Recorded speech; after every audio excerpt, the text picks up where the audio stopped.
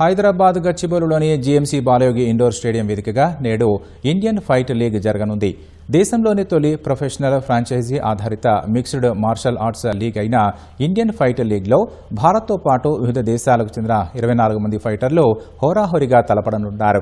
IPL తరహాలో జరిగే ఈ లీగ్ పోటీలను ప్రపంచ ప్రఖ్యాత యూఎఫ్సీ ఫైట్ పాస్ ద్వారా 200కు పైగా దేశాల్లో ప్రత్యక్ష ప్రసారం చేయనున్నారు.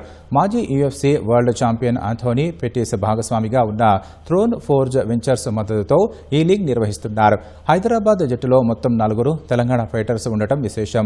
భారతీయ మిక్స్డ్ మార్షల్ ఆర్ట్స్ కు అంతర్జాతీయ గుర్తింపు తీసుకురావడమే లక్ష్యంగా ఈవెంట్ను నిర్వహిస్తున్నామని నిర్వాహకులు తెలిపారు.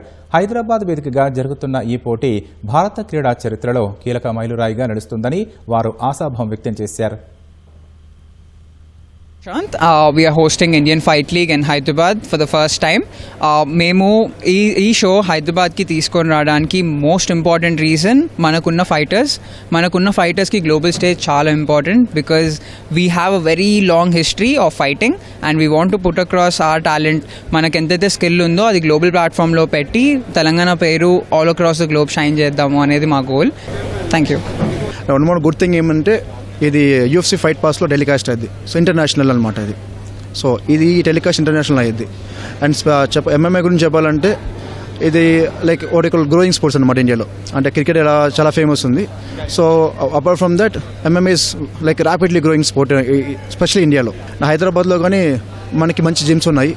కానీ నా సొంత ఒపీనియన్ ఏంటంటే స్పోర్ట్స్ కింగ్ యాక్చువల్లీ మన వాళ్ళని ఎక్కువ పుష్ చేయాలి.